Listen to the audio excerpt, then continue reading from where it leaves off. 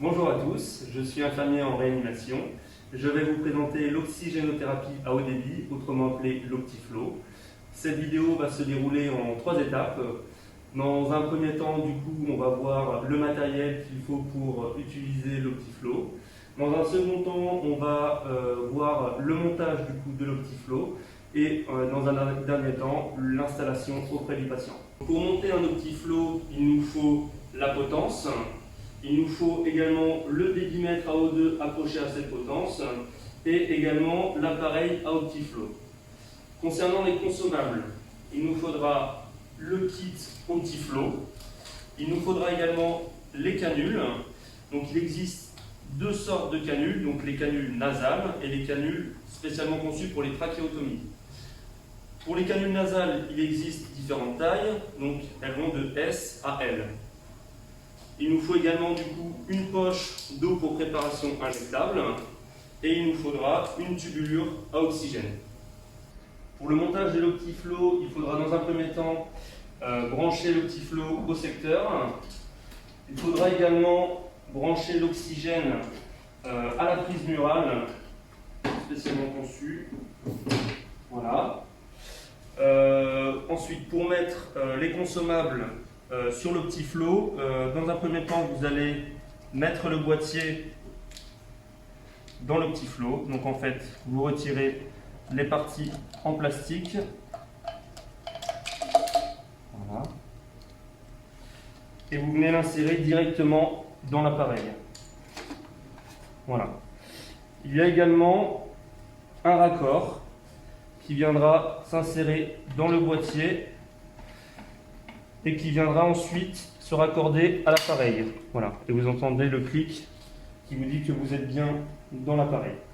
Ensuite, il faut connecter la poche d'eau à l'appareil. Donc vous ouvrez, c'est très simple. Voilà. Comme ceci. Donc la prochaine étape, c'est la connexion de la tubulure qui viendra s'insérer directement dans l'appareil. Et c'est assez facile, puisqu'en fait, vous ne pouvez pas vous tromper. Voilà, ça se connecte, en fait, c'est assez simple. Voilà. Voilà, donc tout est monté. Donc vous pouvez l'allumer. Il faut savoir qu'il y a les canules également que vous pouvez venir brancher. Donc soit nasal, soit au niveau trachéal. Donc ça s'insère également très facilement. Et voilà. Ensuite, n'oubliez pas la connexion de la tubulure à oxygène qu'il faut mettre au niveau du débitmètre à O2 et qui se raccorde à l'Optiflow à cet endroit-ci. Pour installer l'Optiflow auprès du patient, il faudra tout d'abord allumer l'appareil. Voilà, tout en ayant en tête que le réglage d'un Optiflow se fait toujours sous la prescription médicale d'un médecin. Donc voilà, donc là on a un petit voyant qui nous dit que la dernière désinfection a été faite il y a 52 jours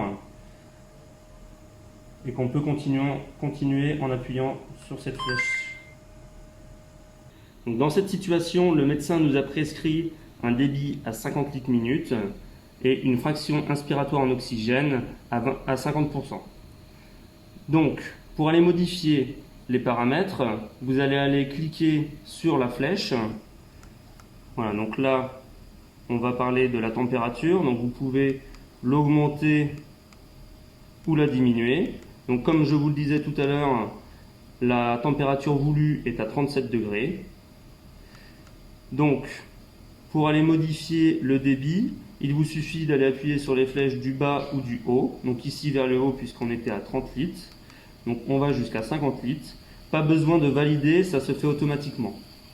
Voilà. Alors ensuite, pour aller voir la fraction inspiratoire en oxygène, vous recliquez sur la flèche et là vous avez le chiffre qui apparaît. Donc là on est à 21%.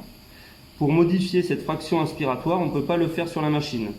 Il faudra le faire sur le débitmètre à oxygène. Donc,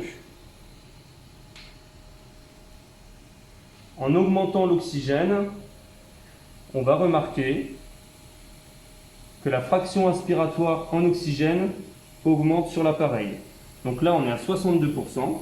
Donc le médecin nous a prescrit 50. Donc j'adapte en diminuant l'apport en oxygène. Voilà, il faut attendre quelques petites secondes avant que l'oxygène se stabilise.